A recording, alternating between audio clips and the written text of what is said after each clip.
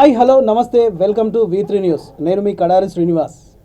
So యథావిధిగా వారం వారం ఒక గెస్ట్ను తీసుకొచ్చి మీ ముందు పరిచయం చేస్తూ సాగే కార్యక్రమం ముఖాముఖి కార్యక్రమానికి స్వాగతం. మీరు చూస్తున్నారు కదా, నా పక్కన కూర్చుంది ఎవరో కాదు, ఒక డైరెక్టర్ అంటే ఎన్నో సినిమాలు తీసి లేకపోతే ఏదో ప్రూవ్ చేసుకుంటేనే కాదు, ఒక అక్షరం ఒక జీవితాన్ని మలుపు తిప్పుతుంది అనేది ఎంత నిజమో, ఒక జీవిత చరిత్ర తన జీవితాన్ని మలుపు తిప్పింది అంటున్న ఒక యువ డైరెక్టర్ దర్శకుడి మాటలను మీకు వినిపించాలని ఈ కార్యక్రమం ద్వారా మీ ముందుకు వస్తున్నాం.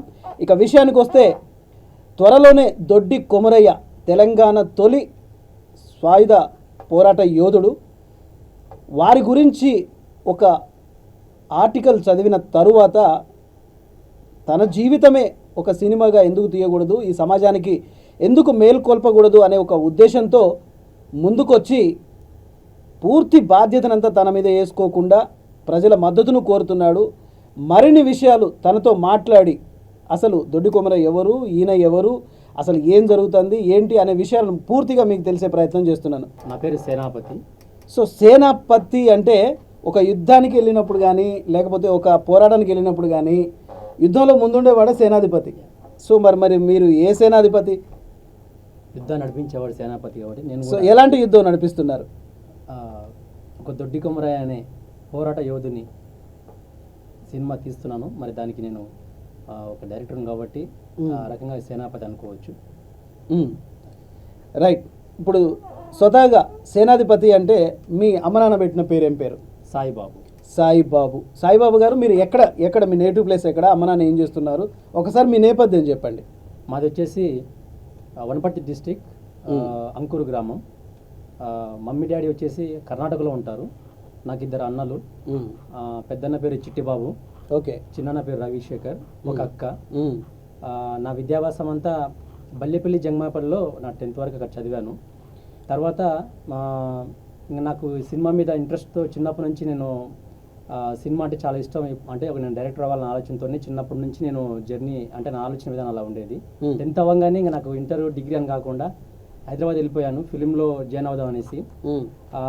వెళ్ళిపోయి జాయిన్ అవుదామని చూస్తే అప్పుడు నాకు 4 ఏళ్ళు పట్టింది. అంటే దాంట్లో ఫిలింలోకి ఎంటర్ అవ్వడానికి నాకు 4 ఏళ్ళు పట్టింది. ఓకే. తర్వాత 2004లో ఫస్ట్ మా టీవీలో గర్భగుడి అనే సీరియల్కి అసిస్టెంట్ డైరెక్టర్ చేయడం జరిగింది. అక్కడి నుంచి నాది సినిమా. సో ఇలా మీ జీవితంలో ఒక సీరియల్స్కి కానీ ఒక సినిమాలకు కానీ అసిస్టెంట్గా సాగుతూ ఉన్న మీ జీవితంలో దొడ్డి కొమరయ్య గారి జీవితాన్ని ఎందుకు తీసుకోవాలనిపించింది? సో నేను యాక్చువల్లీ 2019లో అంటే 2004లో నేను జాయిన్ అయ్యాను కాబట్టి 2019 వరకు చాలా అంటే మూవీస్కి వర్క్ చేశాను, సీరియల్కి వర్క్ చేశాను, షార్ట్ ఫిల్మ్ చేశాను, డాక్యుమెంటరీ తీశాను, యాడ్స్కి పని చేశాను. అంటే ఇంత అనుభవం వచ్చిన తర్వాత మనం ఎందుకు డైరెక్టర్ అవ్వకూడదు, ఇంకెన్ని రోజులు మనం అసిస్టెంట్గా పనిచేస్తామని చెప్పేసి ఇంకా మనం తీయాలి, ఒక మూవీ తీద్దామనేసి ఒక లవ్ స్టోరీ అంటే ఒక మంచి స్వచ్ఛమైన ప్రేమ కథను తయారు చేసుకోవడం జరిగింది 2019లో. ఓకే. అది ఫైనల్గా అయిపోయిన షూట్కి వెళ్ళే ముందర అనుకోకుండా ఒక రోజు నేను పేపరు తిరిగేస్తున్నాగా దొడ్డి కొమరయ్య గురించి నేను చదవడం జరిగింది. అదే మిమ్మల్ని అంతగా ప్రభావితం చేసిన ఆ అక్షరాలు, ఆ కంటెంట్. నేను పేపరు మామూలు సరదాగా చూస్తున్నాను, ఒక ఫోటో చూశాను. ఎవరితేనని చూస్తే కింద దొడ్డి కొమరయ్య అని ఉంది.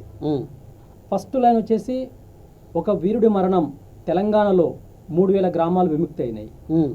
ఒక వీరుడి మరణం, తెలంగాణలో 10 లక్షల ఎకరాల భూమి పేద ప్రజలకు పంపకానికి కారణమైంది. ఒక వీరుడి మరణం, తెలంగాణలో వెట్టి చాకిరిని నిర్మూలించింది.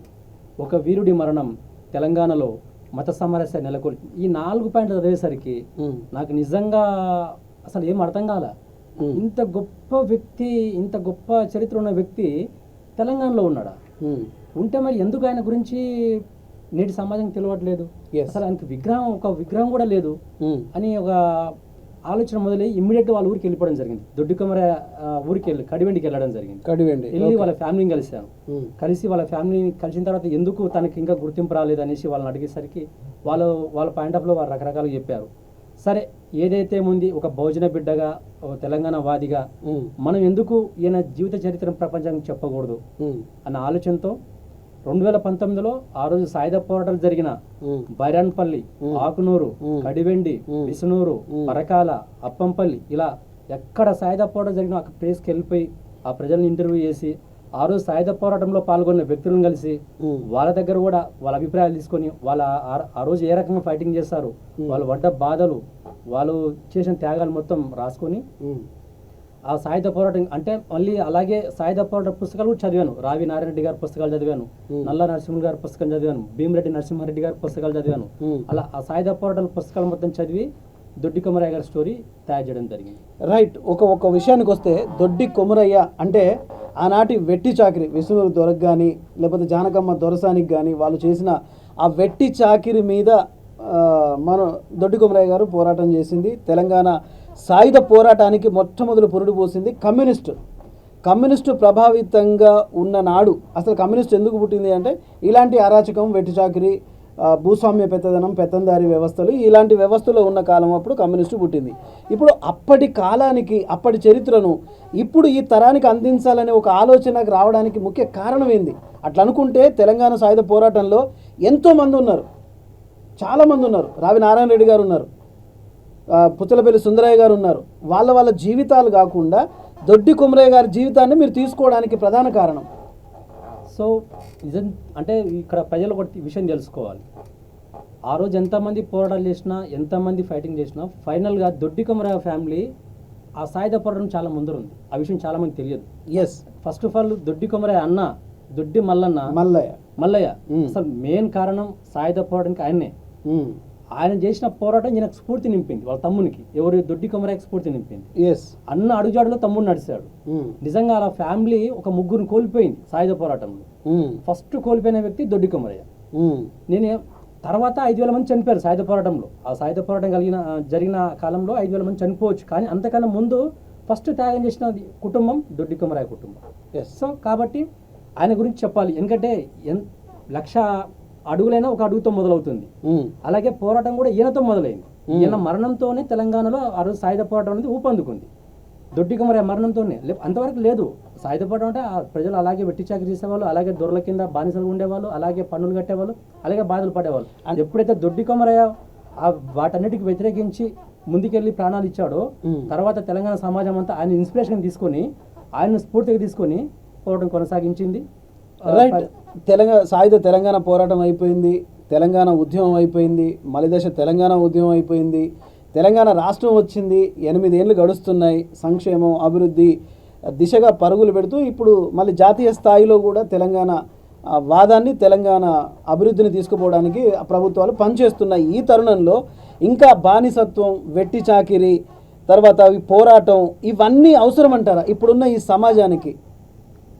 ఒక డైరెక్టర్గా ఇప్పుడు ఆ సినిమాను మీరు తీసుకున్నారు కాబట్టి ఈ యువతరానికి, ఈ తరానికి ఒకవైపు ఆధునిక సాంకేతిక రంగంలో ముందుకెళ్ళిపోతూ నింగికి నిచ్చెన లేసే ఈ కాలంలో మనం ఈ త్యాగదనుల జీవితాల వల్ల వీళ్లకు సమాజానికి చెప్పే స్ఫూర్తి ఏమనుకుంటున్నారు? మీరు రాసుకున్న కంటెంట్లో మీరు కలిసారు కదా, ఎవరెవరినైతే తన జీవితాన్ని ప్రభావితం చేసిన వాళ్ళు ఎవరైతే ఉన్నారో ఒక డైరెక్టర్గా మీరు దొడ్డి కొమరయ్య గారి గురించి సినిమా తీయాలని ఎన్ని సంవత్సరాలు కష్టపడ్డారు? 3 ఏళ్ళు కష్టపడ్డారు. సో 3 ఏళ్ళ కష్టపడ్డ ఇదంతా సారాన్నంతా ఈ సమాజానికి అందితే బాగుంటుంది అనుకుంటున్నారా? ఒకటి ఏమంటారంటే ఆ వీరుని గొప్పతనం ప్రపంచానికి చెప్పాలి. ఒకటి ఓకే, ఆ రోజు ఏం జరిగిందో ఇప్పటి కాలానికి తెలియదు, ఇప్పుడున్న జనరేషన్ తెలియదు. అంటే ఆనాటి మనం ఈరోజు స్వేచ్ఛా వాయులు పిలుస్తున్నట్టే కారణం వాళ్ళే. ఈరోజు మనం ఇంత స్వేచ్ఛగా ఇంత హ్యాపీగా జరుగుతున్నాం అంటే కారణం ఆనాటి స్వాతంత్ర సమరయోధులే. ప్రజల ప్రాణత్యాగాలు కావచ్చు, వాళ్ళ పోరాటాలు కావచ్చు. అది ఎక్కువగా మనం భారతదేశంలో అంటే మిగతా రాష్ట్రాల్లో చూసాం, కానీ తెలంగాణలో ఎక్కువ చూడలేము మనం. అంటే తెలంగాణ నేపథ్యంలో వచ్చిన మూవీ అయితే నేను ఎక్కడ చూడలేదు. ఎందుకు మనం తీయకూడదు అంటే ఇప్పుడు ఎగ్జాంపుల్గా సైర నరసింహారెడ్డి ఉంది, ఆయన ఒక ప్రాంత యోధుడు. ఓకే. సో అలాగే భగత్ సింగ్ గారు, మహాత్మా గాంధీ గారు, అలా రకరకాల వ్యక్తులు మనం చూసాం, బయోపిక్ అల్లూరి సీతారామరాజు చూసాం. మరి మన తెలంగాణ వీరుని బయోపిక్ తీస్తే మన వాళ్ళకి కూడా కొంచెం ఇన్స్పిరేషన్గా ఉంటుంది. అంటే ఈ తరానికి కూడా మన సమాజంలో మన పాత్ర ఏంటి, మనం మన కోసం బతకడమే కాదు, మన ప్రజల కోసం బతకాలి, దేశం కోసం బతకాలి అని ఒక చిన్న ఇన్స్పిరేషన్ కలిగించాలి ఈ నేటి యువతరంలో ఫస్ట్ ఆఫ్ ఆల్ అన్న ఆలోచనతో ఇలాంటి గొప్ప వ్యక్తుల గురించి మనం చెప్తే వాళ్ళు కొంతమంది ఇన్స్పైర్ అవుతారు, ఈ దేశ అభివృద్ధిలో కూడా పార్టిసిపేట్ అవుతారన్న చిన్న ఆలోచనతో వెరీ గుడ్. అయితే తెలంగాణ సాయుధ పోరాటంలో దొడ్డి కొమరయ్య గారి గురించి మీరు చదివినారు కాబట్టి దాంట్లో మిమ్మల్ని ఎక్కువగా ఆకర్షింపజేసింది ఏదైనా చిన్న స్టోరీ మా వ్యూవర్స్కి చెప్పగలుగుతారా? యా. ఎక్కువగా అంటే ఫస్ట్ ఆఫ్ ఆల్ నాకు దొడ్డి కొమరయ్య గురించి ఇన్నది ఏంటంటే వాళ్ళన్న ఆనాటి దొరసాని జానకమ్మకు వ్యతిరేకంగా పోరాటం చేస్తూ ఉంటే వాళ్ళన్నను చంపడానికి ఆనాటి గుండాలు చాలా ప్రయత్నాలు చేస్తారు. కానీ ఆ ప్రయత్నాలను దొడ్డి కొమరయ్య అడ్డుకున్నాడు, చాలా సందర్భాలు అడ్డుకున్నాడు. అడ్డుకొని ఎందుకు అడ్డుకున్నాడంటే మా అన్న ఒక మంచి పని చేస్తున్నాడు. మా అన్న అంటే ఒక సందర్భంలో వాళ్ళ వదిన బాధపడుతుంది, బాధపడి ఏడుస్తూ ఉంటే దొడ్డి కొమరయ్య వెళ్ళి అడుగుతాడు, వదిన ఎందుకమ్మా ఏడుస్తున్నావు అంటే మీ అన్న దొరకు వ్యతిరేకంగా వెళ్తున్నాడు, అంటే అన్న చేస్తున్న పని మంచి పనిగా వదిన, అన్న ప్రజల కోసం చేస్తుండో మన కోసం చేస్తుంది కాబట్టి అన్న ప్రాణం పోయే స్థితికి వస్తే ఒకవేళ నిజంగా అన్న ప్రాణం పోతుందంటే మళ్ళీ ప్రాణం పోతుంది అనుకుంటే నా ప్రాణం అడ్డేస్తావు వదినాను కాపాడుతాని చెప్పి ఆ రోజు వాళ్ళ వదినకి చెప్పడం జరిగిందంట.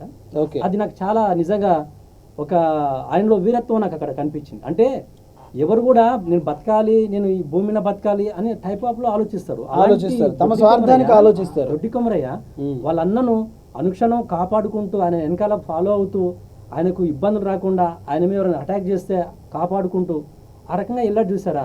నిజంగా ఆయన ధైర్యాన్ని కావచ్చు, ఆయన వాళ్ళ అన్న మీద ఉన్న ప్రేమ కావచ్చు, మరి ఆయనకు మన సమాజం ఉన్న ప్రేమ కావచ్చు, కానీ వాళ్ళ వదినకి చెప్పిన ఆ మాట నాకు నిజంగా ఇప్పటికీ అది నాకు వండర్ అనిపిస్తుంది. అందుకే కదా తెలంగాణను ఒక త్యాగాల నేల అంటారు, ఒక నిత్యం పురిటి నొప్పులతో పడే తెలంగాణ తల్లి అంటారు, ఉద్యమాలు అంటారు, తర్వాత పోరాట స్ఫూర్తి. ఏదేమైనా ఈ తెలంగాణ అస్తిత్వానికి, తెలంగాణ రాష్ట్ర సాధనలో కూడా ఉపయోగపడింది.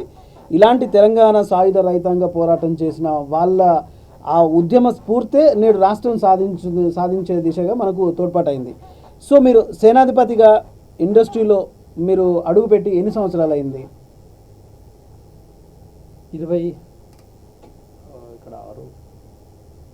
18 సంవత్సరాలు, అంటే 10-15 సంవత్సరాలు, మొత్తం మీద 18 సంవత్సరాలు అయింది.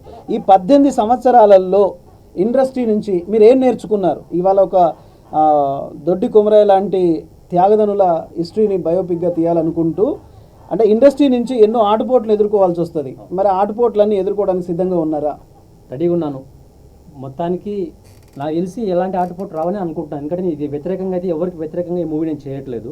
ఫస్ట్ ఆఫ్ ఆల్ ఇది కంప్లీట్గా ఆ రోజు ఏం జరిగింది, ఆ రోజు వాళ్ళు చేసిన త్యాగాలు, వాళ్ళు చేసిన పోరాటాలు అవే చూపిస్తాను తప్ప ఇక్కడ ఈ సినిమాలో ఎవరికి వ్యతిరేకంగా. ఎందుకంటే చరిత్రలో ఎంతో మంది ప్రాణాలు కోల్పోయినా వాళ్ళ త్యాగదనుల చరిత్రలు మనకు బయటికి రాలేదు. కానీ మరి ఇండస్ట్రీలో కూడా అలాంటి వాళ్ళని తీసుకొస్తే ఇంటర్నల్గా వచ్చే సమస్యలను మీరు ఎదుర్కోవడానికి మీ దగ్గర ఎటువంటి ఆయుధాలు ఉన్నాయి? అంటే ప్రజాబలం ఉందా, లేకపోతే ఎలా ముందడుగేస్తున్నారు మీరు? చాలా మంచి క్వశ్చన్ అడిగారు. ఇది నిజం చెప్పాలంటే నేను కూడా ఫస్ట్ అదే అనుకున్నాను. మనం సింగిల్గా వెళ్తే మనం విజయం సాధించలేం. నాకు తెలిసి ఇది చాలా పెద్ద కాన్సెప్ట్. పెద్ద ఇంకొక విషయం ఏంటంటే ప్రశ్నార్థకం, చాలా సెన్సిటివ్ విషయం కాబట్టి నేను కేవలం దొడ్డి కొమరయ్య సినిమా తీద్దామని ఆలోచన ఏం కాదు. నాకు సినిమా తీయాలి ఒకటి, అలాగే దొడ్డి కొమరయ్యకు ప్రతి జిల్లా కేంద్రంలో కూడా ఒక స్మారక విగ్రహాన్ని ఏర్పాటు చేయాలని ఆలోచన ఉన్నది. ఓకే. తెలంగాణలో 33 జిల్లాలు, కర్ణాటకలో 3 జిల్లాలు, మహారాష్ట్రలో 5 జిల్లాలు, మొత్తం 42 స్మారక విగ్రహాలు పెట్టాలి దొడ్డి కొమరయ్యకి. నేను ఆ రోజు అనుకున్నాం, మనం సినిమా తీసి వెళ్ళిపోవడం కాదు, ఆ మహావీరునికి తెలంగాణలో ఒక అంటే తన గుర్తింపు అలా ఉండాలి. ఇంకా ఎక్కడికి వెళ్ళినా, ఏ జిల్లాకి వెళ్ళినా ఆయన గుర్తింపు ఉండాలని ఆలోచనతో తొలి తెలంగాణ సాయుధ పోరాట యోధుడు అని చెప్పేసి ఉండాలి. అంటే పుస్తకాలలోనే కాదు, గూగుల్లోనే కాదు, మనకు బయట కూడా మనకు కనపడాలని ఒక ఆశ. సో దీనికోసం మరి నేను ఒక్కరిగా ఏం చేయలేను కాబట్టి తెలంగాణలో ఉన్న 130 కులాల రాష్ట్ర అధ్యక్షులని రేపు 7 తారీఖు నాడు, జనవరి 7 నాడు బీసీ సాధికారిక సంస్థలో మీటింగ్ పెట్టి రాష్ట్ర కమిటీ ఏర్పాటు చేయడం జరుగుతుంది. ఎందుకోసం అంటే ఇది చాలా పెద్ద ప్రాజెక్టు కాబట్టి ప్రతి జిల్లాలో మనం పెట్టాలనుకుంటున్నాం కాబట్టి ఆ రోజు సాయుధ పోరాటంలో ఏ సబ్బండ వర్గాలు అయితే పాల్గొన్నాయో మళ్ళీ అదే సబ్బండ వర్గాలను ఒక వేదిక మీద తీసుకొచ్చి వాళ్ళ ఆధ్వర్యంలోనే ఈ మూవీ నిర్మాణం కావచ్చు, విగ్రహాల నిర్మాణం కావచ్చు నిర్మించాలనేది నా సంకల్పం. సినిమా తీస్తున్నప్పుడు మరి దీనికి ప్రొడ్యూసర్గా ఎవరు ముందుకు వచ్చారు, ఎలా ముందుకు తీసుకుపోతారు? అయితే ఒక 3 తెలిసిన వాళ్ళు వచ్చారు. సరే సేనాపతి మంచి కాన్సెప్ట్ బాగుంది, మేము ఒక 1 కోటి రూపాయల దాకా పెడతామని వచ్చారు. కాకపోతే నా ఆలోచన ఏంటంటే ఇప్పుడు అందరిలాగా నేను సినిమా తీస్తే నాకు కరెక్ట్ అనిపించాలి, అంటే భిన్నంగా తీయాలి. ఏ ప్రజల కోసం అయితే దొడ్డి కొమరయ్య చనిపోయాడో అదే ప్రజల చేత నిర్మిస్తే ప్రపంచ సినీ చరిత్రలో ఇది ఒక సంచలనం.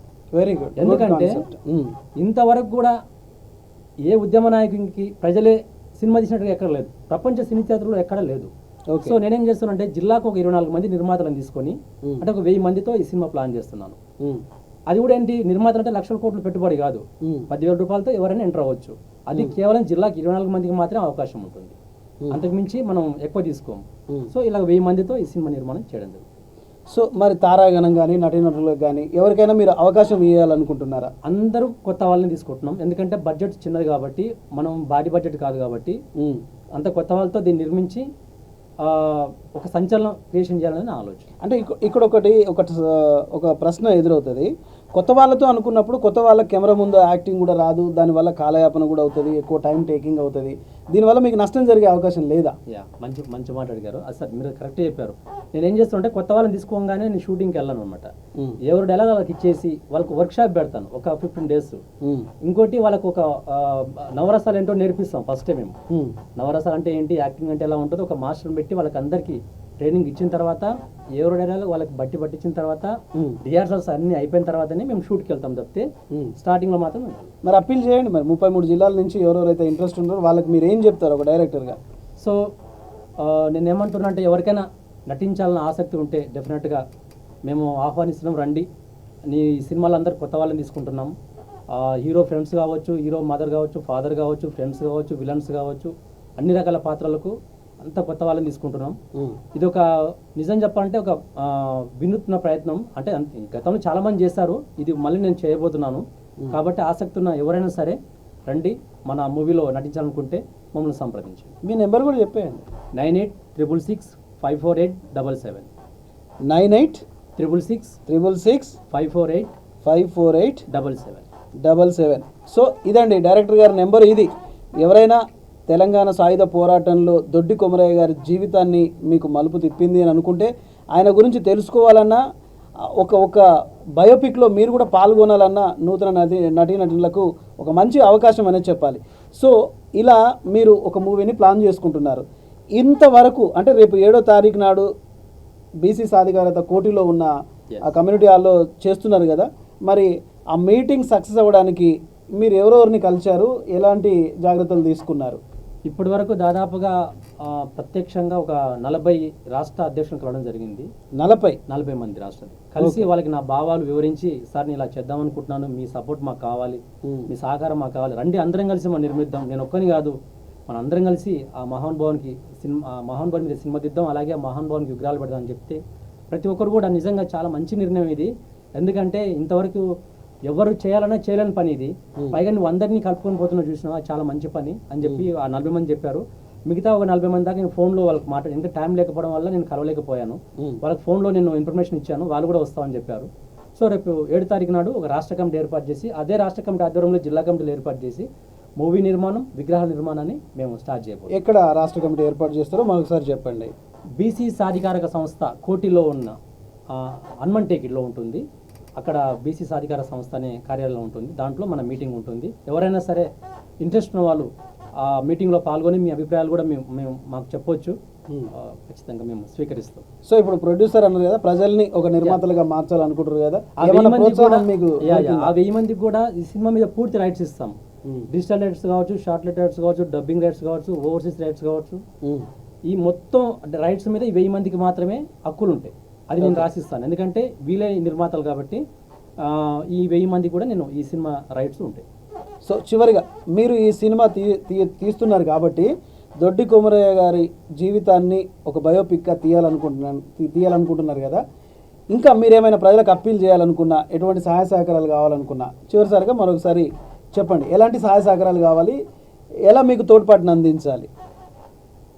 ప్రజలారా, నేను ఒక్కటే కోరుతున్నా మిమ్మల్ని, నిజంగా ఆ మహావీరునికి ఈ రోజు వరకు కూడా గుర్తింపు లేకపోవడం అనేది నిజంగా చాలా బాధాకరమైన విషయం. నేను వ్యక్తిగతంగా చాలా బాధపడ్డాను, ఎందుకంటే ఇదే వ్యక్తి ఒక ఆంధ్రలో ఇంకా వేరే స్టేట్లో ఉండింటే అతను ఎంత గొప్పవాడు అయ్యేవాడో నాకు తెలుసు.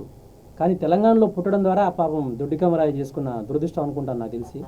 ఇప్పటికైనా సరే మనకి ఇంకా టైం ఉంది, మనం నిజంగా అమరవీరునికి నివాళులు అర్పిద్దాం, ఆయన మీద ఒక సినిమా తీసి ప్రపంచానికి ఆయన గురించి చెప్దాం. అలాగే ఆయనకు ఒక విగ్రహాన్ని ప్రతి జిల్లా కేంద్రంలో ఒక విగ్రహాన్ని ఏర్పాటు చేద్దాం. దీనికోసం మీరు ఏం నాకు పెద్దగా అంటే ఫండ్స్ కావాలి మేము అడగట్లేదు. మేము వచ్చినప్పుడు మా టీం జిల్లా కేంద్రాలకు వచ్చినప్పుడు వాళ్ళకి సహకరించి అక్కడ జరిగే ప్రోగ్రామ్స్లో ఇన్వాల్వ్మెంట్ అయ్యి, అంటే అక్కడ కూడా ఏంటంటే మాకు ప్రజల మద్దతు ఉంటేనే మేము దీన్ని తీసుకెళ్ళగలుగుతాం. ప్రజల మద్దతు లేకపోతే మేమేం దీన్ని ముందుకు తీసుకెళ్ళలేం. కాబట్టి మా టీం ప్రతి జిల్లాకు వస్తాం కాబట్టి ఆ జిల్లాకు వచ్చినప్పుడు అక్కడ మీ మద్దతు ఇచ్చి మీ సహకారం మాకు ఇస్తారని మేము ఆశిస్తున్నాం. రైట్, చూశారు కదా, ఆ సినిమా తీయడం కోసం ఎంతకు తనకు తానుగా తగ్గించుకుంటున్నాడో. ఒక సాయుధ తెలంగాణ పోరాట యోధునికి జరిగిన అన్యాయానికి న్యాయం చేయాలనే ఒక సదుద్దేశంతో, అంటే ఇదే వేరే ప్రాంతంలో పుట్టిన అదేం కాదు, దానికి చరిత్ర అనేది ఎప్పుడు కనుమరుగవ్వదు, చరిత్రకు చెదలు పట్టదు, ఖచ్చితంగా నిజం బయటకు వస్తుంది. ఇలా మీలాంటి వాళ్ళు యంగ్ డైరెక్టర్లు కావచ్చు, లేకపోతే యంగ్ ప్రొడ్యూసర్లు కావచ్చు, ప్రజల మద్దతు తప్పకుండా కలుగుతుంది. సో చూశారు కదా, ఇది ఇవాల్టి ప్రత్యేక ప్రోగ్రాం. ప్రతి ఒక్కరూ దొడ్డి కొమరయ్య గారి జీవిత చరిత్రను తెలుసుకోవాలనుకుంటే రేపు 7వ తారీఖు నాడు జరిగే ఈ మీటింగ్లో నెంబర్ కూడా డైరెక్టర్ గారు నెంబర్ కూడా ఇచ్చారు కాబట్టి తనకి ఖచ్చితంగా ఫోన్ చేసి, మరొకసారి చెప్తున్నాను, 9866654877 సో 9866654877 ఈ నెంబర్కి కాల్ చేసి డైరెక్ట్గా మీరే డైరెక్టర్ గారితో మాట్లాడి సినిమాలో భాగస్వాములు అవ్వచ్చు. తర్వాత సినిమా రైట్స్ కూడా తీసుకునే అవకాశం కూడా మీకు ఉంటుంది. కాబట్టి తప్పకుండా మన తెలంగాణ వీరునికి ఈ సినిమాను అంకితం చేస్తూ ఆయన చేసిన పోరాటాన్ని, ఆయన చేసిన త్యాగాన్ని మనం అందరం తెలుసుకోవాలని కోరుకుంటూ ఇది ఇవాల్టి ప్రత్యేక కార్యక్రమం. మరొక గెస్టుతో మళ్ళీ మీ ముందుంటాను. అంతవరకు చూస్తూనే ఉండండి V3 న్యూస్, లక్ష్యం సమాజహితం.